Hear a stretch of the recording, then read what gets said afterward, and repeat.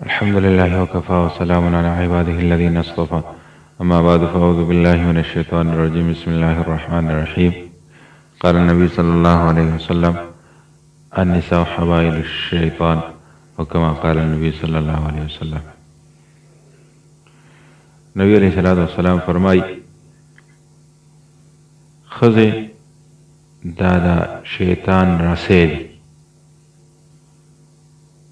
محدثین حضرات فرمائی چې دا خزه داسې څیز دی چې په دې باندې شیطان سړی ډېر زر دوکه کوي، په اسانه باندې پې دوکه کېږي، په اسانه باندې ګناه طرف ته راځي. نبی علیہ الصلوۃ والسلام ذکر فرمایلی چې حبائل الشیطان څنګه چې ما تاسو لکه عام طور سره ګورو که نه، یو کار کوو، یو څیز راکاږو ځان ته، نو هغه اکثر ځان ته په پړي باندې وتړو، په یو څیز باندې وتړو، بیا یې ځان طرف ته راکاږو.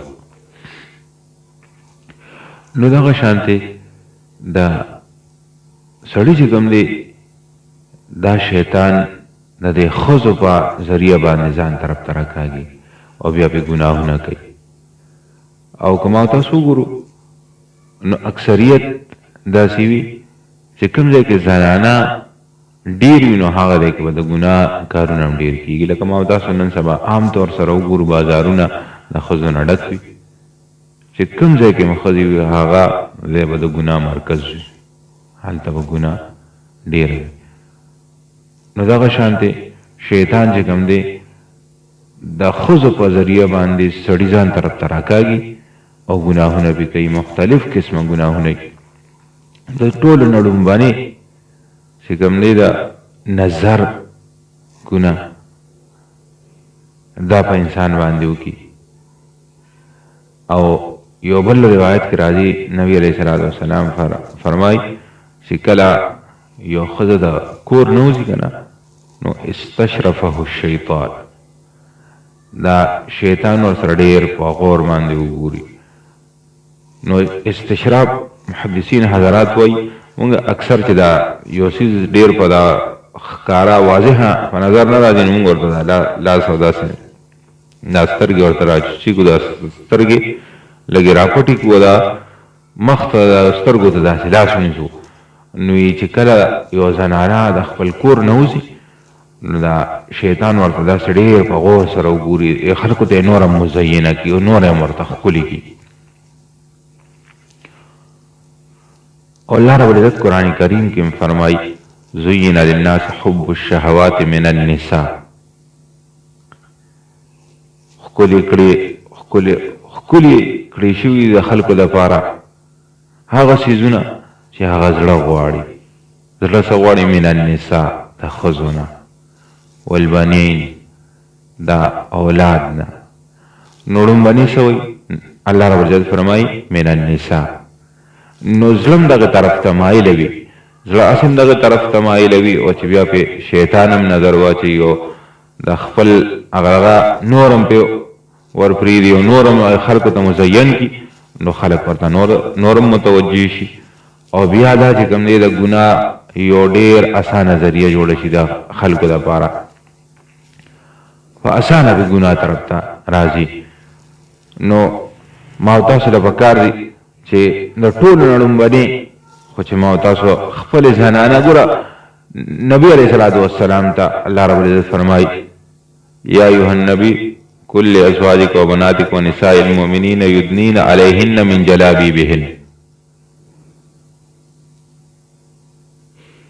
اے نبی د خپلو بیبیانو ته ووایه چې کله وځي که نه، نو خپل څادرونه چې کوم دی دا د په خپل حسن په خپل دغه باندې مخونو باندې راواړه.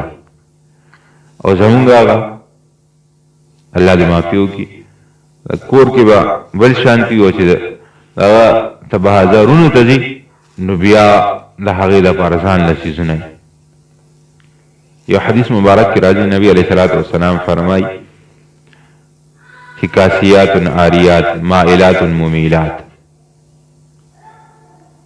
په اخر وخت کې به زنانه داسې شي، ښځې به داسې شي چې کاسیات عاریات، کپڑے به اچولي خو لیکن بربندې وي. مائلاتن دی په خپل مایل کیږي نور خلکو ته به ګوري او وي چې کاش دا داسې وي او دا داسې ممیلات خلک به هم ځان طرف ته رامایله کوي. نو تاسو که نن سبا د بازارونو حال وګورو، نن سبا د بازارونو حال هم دقه دی ښه.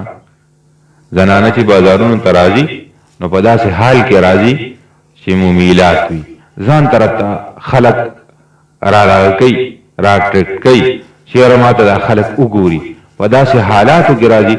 خو لیکن د نبي علیه صلات وسلام ارشاد دا دی چې او د دې سرونه داسې دي لکه دا کوب والا وخني چې دا کوب یې ډېر راوتي، نو دغه شانتې د دې خپل سرونه جوړ کړي.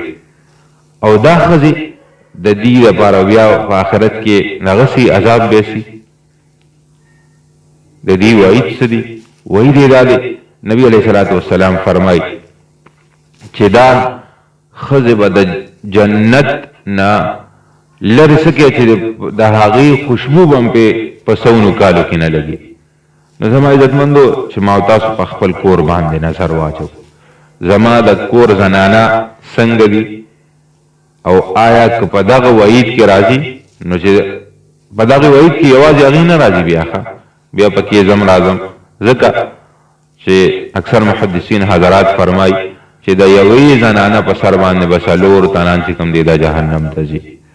یو د هغې زوی، پلار، خاوند، رور، دا ټول به جهنم ته ځي، ځکه چې دی به خبر کړي ني، زنانه به خبر کړي ني، هغې ته به د بعضې مسایلو پته ني. نو چې د کومو مسایلو ما تاسو ته پته ده چې هغه خپل خویندو میندو ته دا بیانو چې یاره اکثریت ګورې داسې وي ښه چې ډېرې زنانه په ناپوهۍ کې ګورې ګناهونه کوي، ورته پته ني. نو چې ما تاسو د دغې خبرو خیال وساتو، الله رب العزت دې د عمل کول اسان کړي. آخر دعوانا الحمدلله رب العالمین.